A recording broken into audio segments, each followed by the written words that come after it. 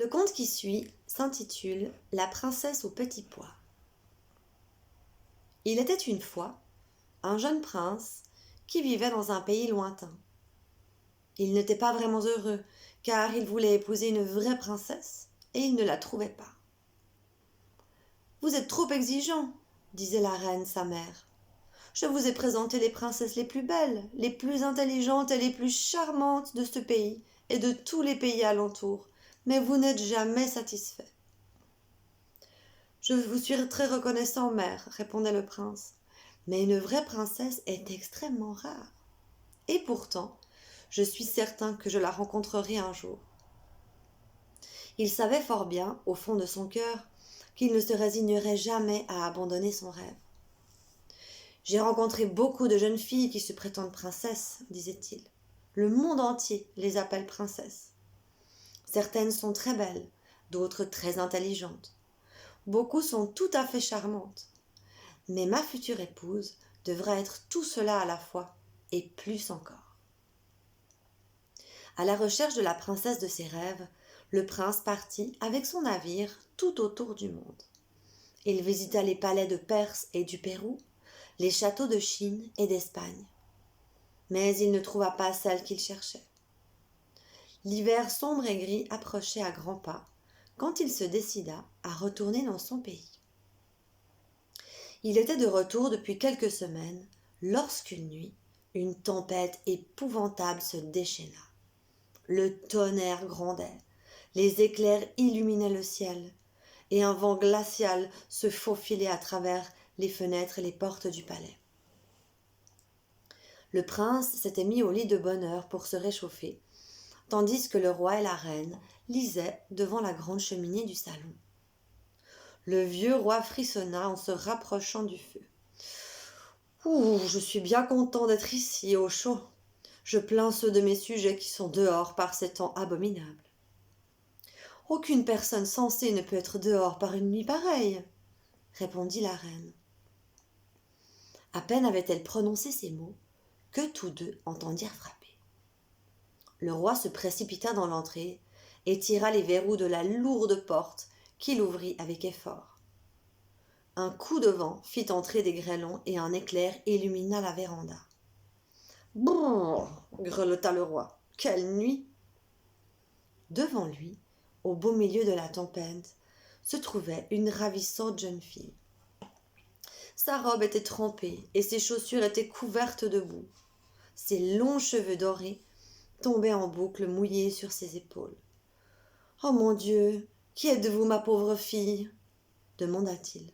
« Je suis une princesse, » répondit la jeune fille en claquant des dents.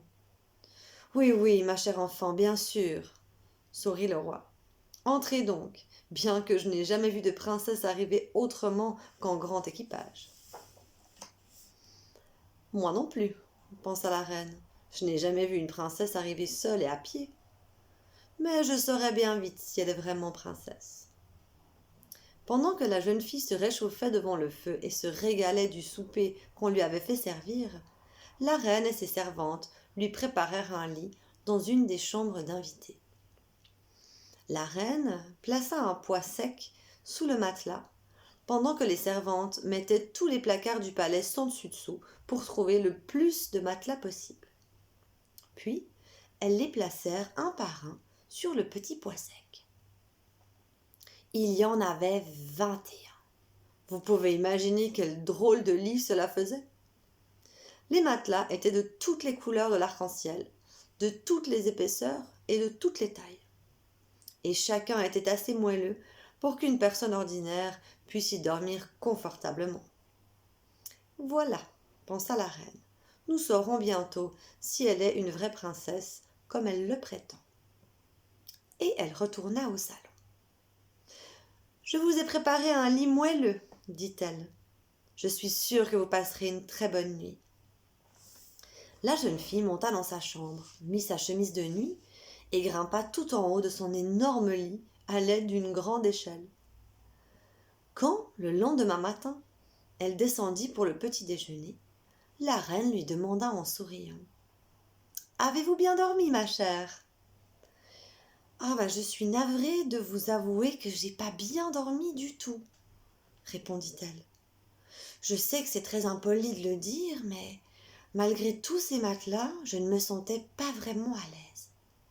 Mais c'est impossible, dit le roi. Vous aviez le meilleur lit du palais. La jeune fille rougit, craignant de sembler ingrate, mais poursuivit. Ah, j'avais l'impression d'être couchée sur un petit caillou. D'ailleurs, ce matin, j'ai des bleus partout. La reine n'en croyait pas à ses oreilles. Donc vous êtes une vraie princesse, dit-elle avec surprise. Seule une princesse peut avoir la peau si tendre et si sensible. Seule une vraie princesse peut sentir un pois sec à travers 21 matelas.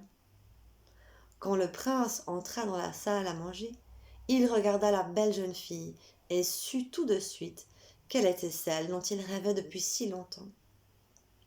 Il n'avait besoin ni de présentation, ni de pois sec, ni de 21 matelas pour savoir qu'il avait trouvé sa vraie princesse. Leur mariage fut célébré aussitôt et tout le pays participa aux réjouissances. Quant au pois sec, il fut placé dans une des vitrines du musée royal où il doit encore se trouver aujourd'hui, afin que tous puissent l'admirer.